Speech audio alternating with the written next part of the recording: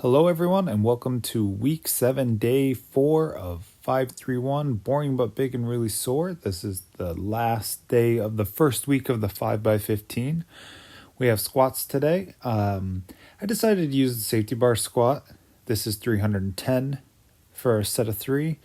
I used the safety bar because my upper body was a little beat up. My elbows were a little sore. My wrists were a little tired. So I just decided to use this bar, and it is very comfortable. I highly recommend it if you never used it before. Here's my second set of 355 for a set of 3. I find my strength on this bar to be somewhere between a front squat and a back squat, but the entire time, everything feels really good. I'm able to stay more upright. There is a little bit of a forward fight, just like a front squat, but I also get much deeper into my squat as well. So here's 395 for a set of 3. I just decided to do the minimum because I had a lot of squats to do. Here's 175 for 15, and to be honest, the 5x15 really weren't that bad.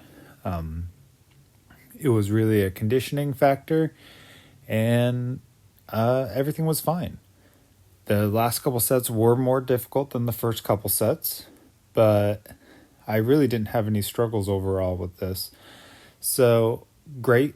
Also probably helped that I wasn't doing front squats and that I was doing a safety bar squat because I find it a little bit easier than the front squat.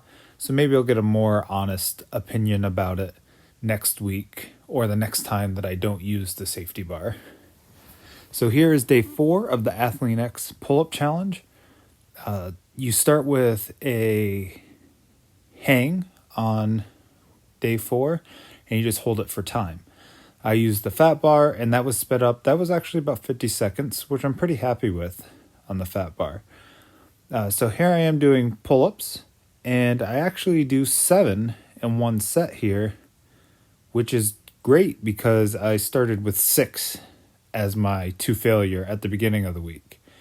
And then I continued on the rest of my reps, and I'm already happy with the results because I'm already doing more pull-ups, and it's not even been more than a week. Here I'm doing some back extensions. The resistance bands here is just enough to get a pretty good hamstring and lower back work at the top of the movement, and I'm going to use this more often instead of weights. I like that it gradually gets harder as you pull. I finished off this day with a sled circuit. So I've been building up to this. I started off with some easy pushes and then pushes and pulls, and now I'm up to carrying an item and pulling it. I don't think I can take this too much farther, but the basic idea was every 2 minutes on the minute, I did another set. And I guess I either add more to it or try to push the rest times down.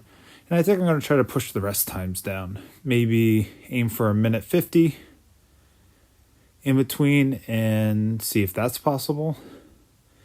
It did take me about a minute and 20 seconds or so in between each round. So I don't have much room to reduce the rest time too much, or I'll just be nonstop. But maybe that's the final goal.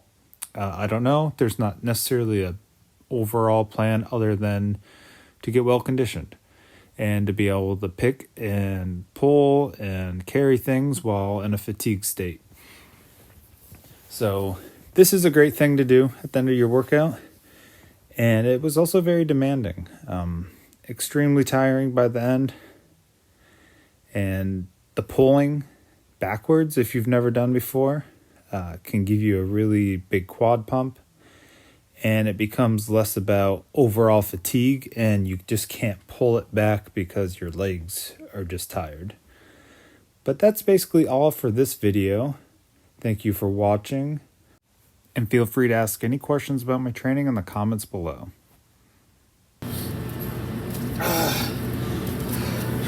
Ugh.